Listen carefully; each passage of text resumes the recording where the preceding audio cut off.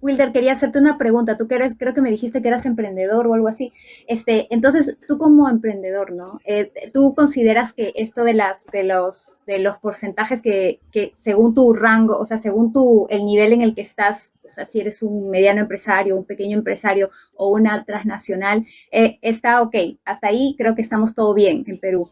Pero ¿qué tú como empresario consideras que es como un dolor de cabeza para los empresarios? O sea, ¿consideras que hay mucha burocracia en el Estado, que no sé, o sea, ¿por qué no hay formalización? Por ejemplo, no sé si pase en Colombia también, Nico, pero acá hay creo que un 80% de informalidad, no recuerdo bien. ¿Qué es lo que tú, Wilder, consideras que para ti es una piedra en el zapato de ser empresario en Perú? Y que,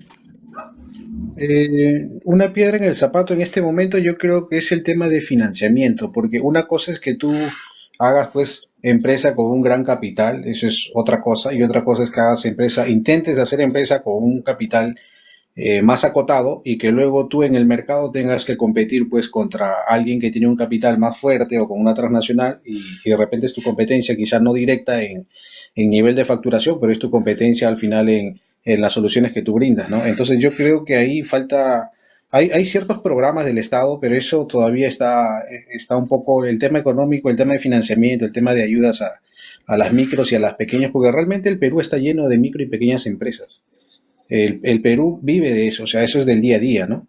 El tema de la formalización yo creo que es más un tema de desconocimiento y un tema de temor, un tema de educación, porque entre más tú te formalices, tienes más acceso al banco, tienes más acceso a ciertos beneficios, tienes más acceso a obtener más créditos.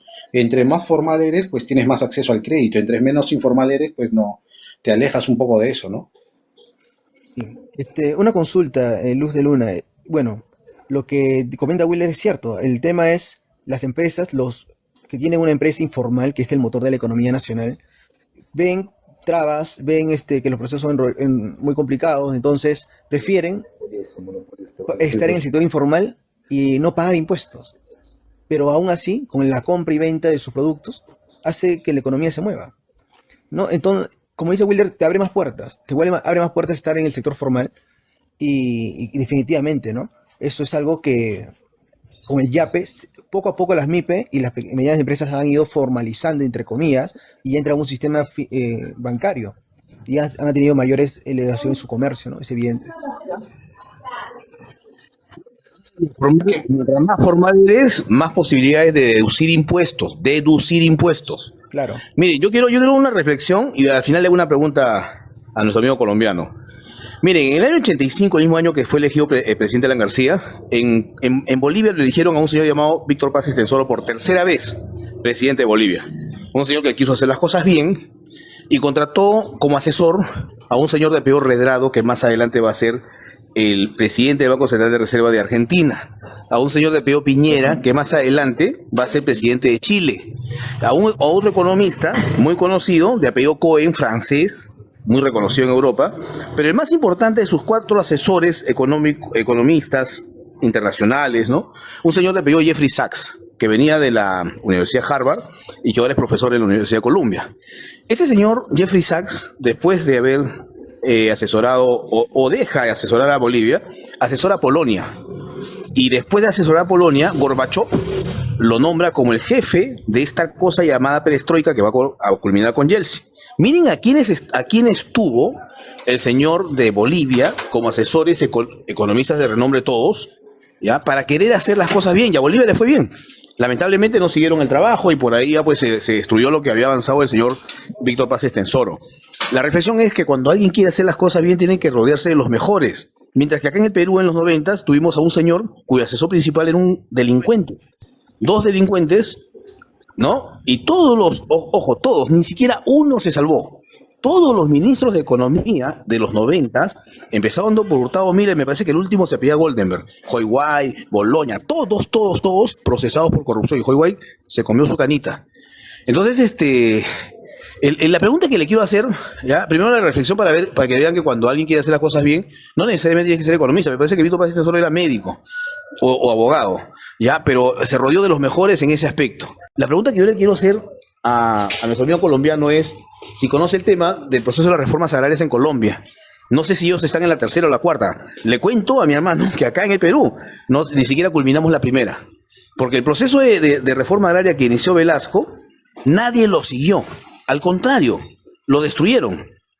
Y las reformas agrarias pues son reformas que duran años. La reforma agraria, la primera reforma en Estados Unidos, empieza por casi junto con su independencia, 1880 por ahí.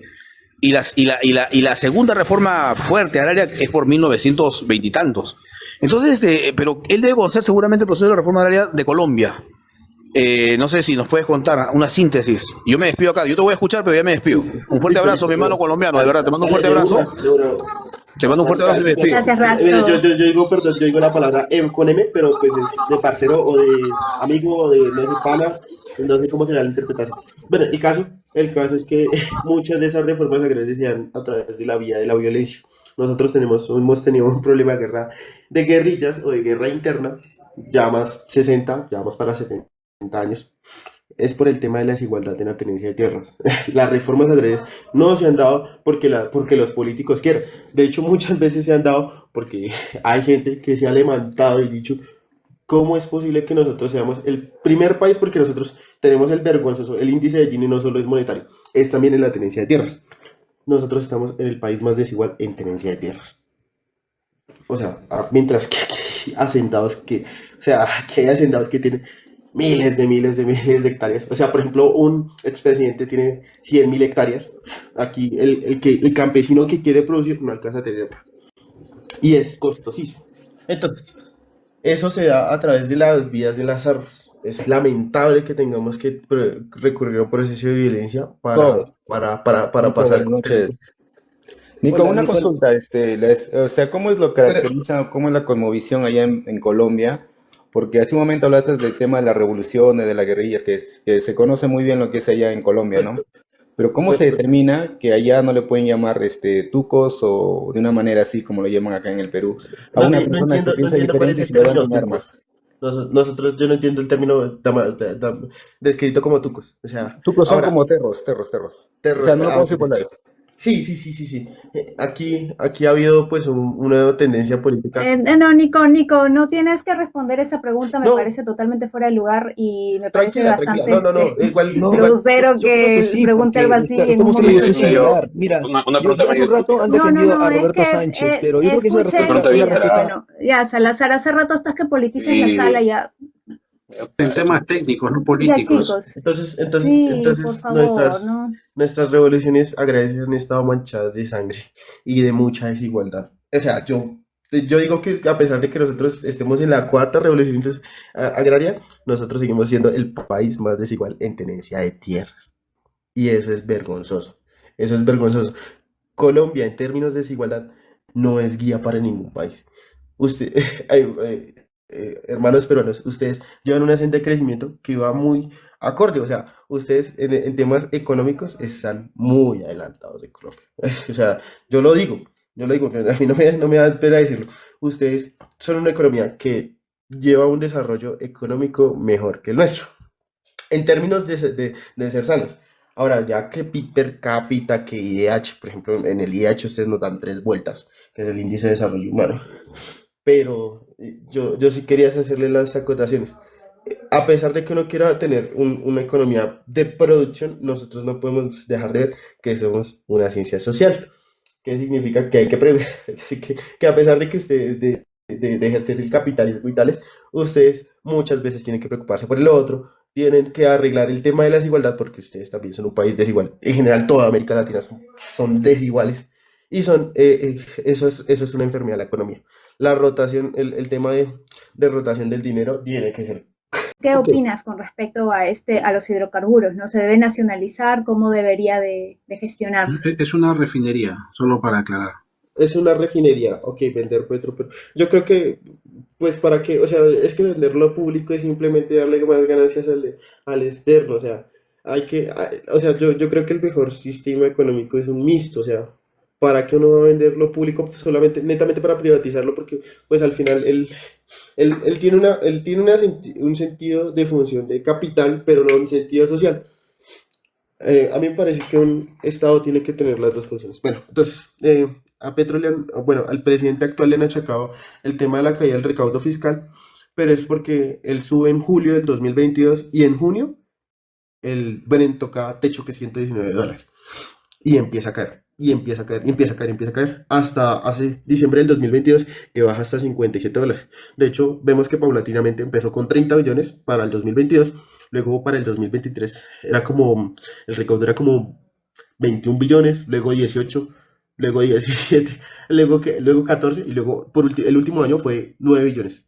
O sea, eso fue muy bajo, es históricamente bajo el recaudo. Y si es nominalmente bajo, en términos reales es muy bajo, pero es por un tema de externalidades. Ahora, yo siento que no tienen que, o sea, el petróleo es importante, pero las economías no pueden depender ni del petróleo, ni de los minerales, ni de lo que se saca de la tierra. Petróleo, la economía debe depender de su industrialización. O sea, nosotros, la América Latina está acostumbrada a vender materias primas para que se las devuelvan ya transformadas. Exacto, exacto.